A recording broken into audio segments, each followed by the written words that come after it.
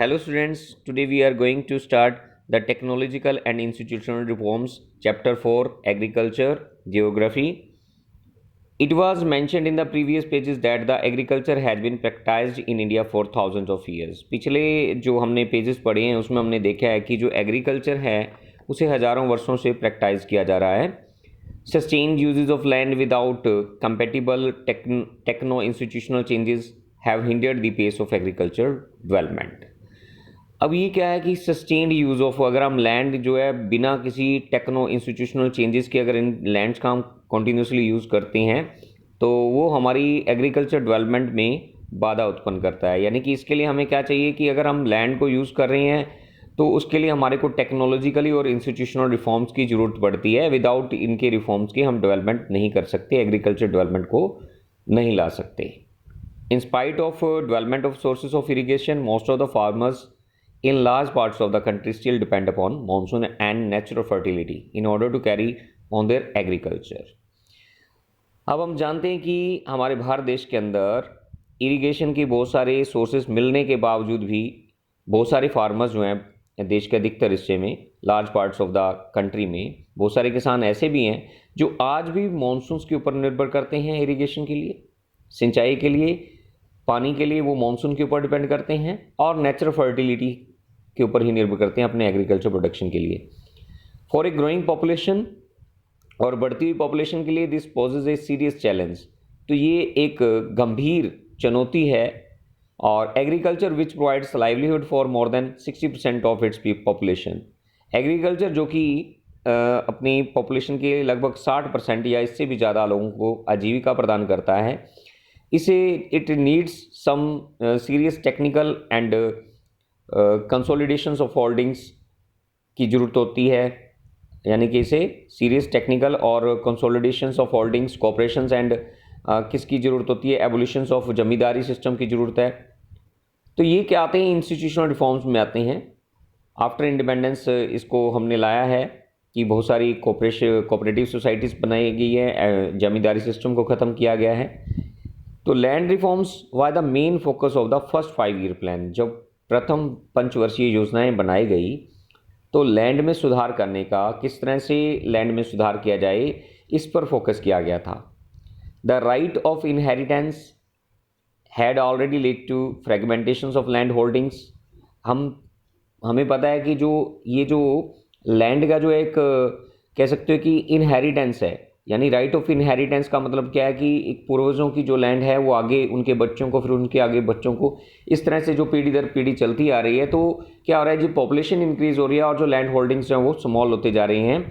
तो इसके लिए इनसे प्रोडक्शन ज़्यादा प्राप्त करने के लिए इसमें टेक्नोलॉजिकल रिफॉर्म्स की ज़रूरत और इंस्टीट्यूशनल रिफॉर्म्स की ज़रूरत पड़ती है और टेक्नोलॉजी की ज़रूरत पड़ती है.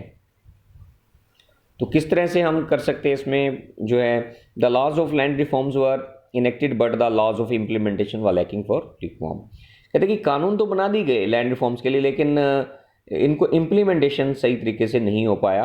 The government of India embarked upon introducing agriculture reforms to improve Indian agriculture in the 1960s and 1970s. जो हमारी भारत सरकार है इसने क्या किया, इंट्रोड्यूस किया एग्रीकल्चर रिफॉर्म्स को. भारतीय कृषि को सुधारने के लिए 1960 और 1970 में इसने एग्रीकल्चर रिफॉर्म्स किए, और जिसके कारण जो ग्रीन रेवोल्यूशन जो है based on the use of package technology. तो ये जो क्या है कि जो इंस्टीट्यूशनल रिफॉर्म्स है, ग्रीन रेवोल्यूशन जो है यूज़ करता है package technology, and white revolutions were some of the strategies. ये कुछ एक स्ट्रेटजी थी initiated to improve the lords of Indian agriculture, यानी इनके भारतीय एग्रीकल्चर में सुधार करने के लिए इनका प्रयोग किया गया था. But this too led to the concentration of development in few selected areas. लेकिन इसमें भी क्या किया गया कि जो कंसंट्रेशन थी डेवलपमेंट की कुछ एक सिलेक्टेड एरियाज में की गई. Therefore in the 1980s and 1990s ये कॉम्प्रिहेंसिव लैंड डेवलपमेंट प्रोग्राम जो है वो शुरू किया गया. इसीलिए 1980 और 1990 के अंदर लैंड डेवलपमेंट प्रोग्राम शुरू किया गया, और विच इंक्लूडेड बोथ इंस्टीट्यूशन, जिसमें इंस्टीट्यूशनल और टेक्निकल रिफॉर्म्स को महत्व दिया गया, इंपॉर्टेंस दी गई. प्रोविज़न रखा गया कि क्रॉप इंश्योरेंस किया जाएगा, अगर कोई सूखा पड़ जाता है किसी जगह तो उनकी फसलों का बीमा भी किया जाएगा. अगर फ्लड आता है किसके खिलाफ, यानी सूखा पड़ता है, फ्लड आता है, साइक्लोन आता है, या फायर आती है, फायर लग जाती है, या डिजीज़ हो जाती है किसी फसलों की, फसलों में किसी तरह की कोई बीमारी लग जाती है तो उसके अगेंस्ट क्या दिया जाएगा, इंश्योरेंस किया जाएगा इन क्रॉप्स का। और इस्टेब्लिशमेंट किया गया ग्रामीण बैंक्स को, ग्रामीण बैंक्स खोले गए और कोऑपरेटिव सोसाइटीज़ बनाई गई और बैंक्स बनाए गए जो इनको लोन, किसानों को, छोटे किसानों को लोन फैसिलिटीज़ देंगे और लोअर रेट ऑफ इंटरेस्ट पर। ये कुछ एक इम्पोर्टेंट स्टेप्स थे जो इस डायरेक्शन में उठाए गए थे, यानी कि किसानों की दशा को सुधारने के लिए, एग्रीकल्चर के प्रोडक्शन को इंक्रीज करने के लिए, एग्रीकल्चर को बढ़ावा देने के लिए, एग्रीकल्चर में डेवलपमेंट लाने के लिए ये जो टेक्नोलॉजिकली और क्या करने किए गए, इंस्टीट्यूशनल रिफॉर्म्स किए गए। तो अब आपने देखा कि किस तरह से किए गए। इसके अलावा जो है किसान क्रेडिट कार्ड, केसीसी बोलते हैं इसको, आपने सब ने इसके बारे में सुना होगा, किसान क्रेडिट कार्ड। और इसके अलावा जो पर्सनल एक्सीडेंट इंश्योरेंस स्कीम्स हैं, PAIS के नाम से ये फेमस है, ये other are some of the other schemes introduced by the government of India for the benefit of the farmers, यानी किसानों के लाभ के लिए ये भारत सरकार ने कुछ एक स्कीम्स लॉन्च की हैं। Moreover special weather bulletins and agriculture programmes जो हैं for farmers were introduced on the radio and television. और इसके अलावा क्या था कि विशेष प्रकार के जो मौसम की जानकारी, मौसम के जो है समाचार या एग्रीकल्चर से रिलेटेड प्रोग्राम शुरू किए गए रेडियो और टेलीविज़न पर, ताकि किसानों को अवेयर किया जा सके। किसानों को बताया गया कि किस समय कौन सी फसल लगाने का फ़ायदा है और किस तरह से एग्रीकल्चर के बारे में पूरी जानकारी इसमें रेडियो और टेलीविज़न के माध्यम से किसानों तक पहुंचाई जाती रही है। The government also announces minimum support price, MSP इसको बोलते हैं। जो हमारी भारत सरकार है वो मिनिमम सपोर्ट प्राइस भी अनाउंस करती है किसानों के लिए, और ताकि जो किसान लोग जो हैं उनको मिनिमम जो सपोर्ट प्राइस मिले ही मिले, और वो गवर्नमेंट ऑफ इंडिया तय करती है। और important crops to check the exploitation of farmers by speculators and middle man, और मतलब जो मिडल मैन हैं, स्पेकुलेटर्स हैं, उनके एक्सप्लॉयटेशन से बचाने के लिए भी सरकार टाइम टू टाइम कदम उठाती रहती है। अब पढ़ते हैं हम भूदान के बारे में कि भूदान में क्या था और किस तरह से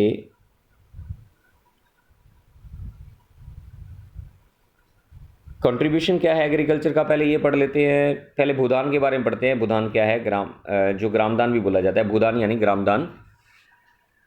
तो Mahatma Gandhi ji declared Vinoba Bhave as his spiritual hair.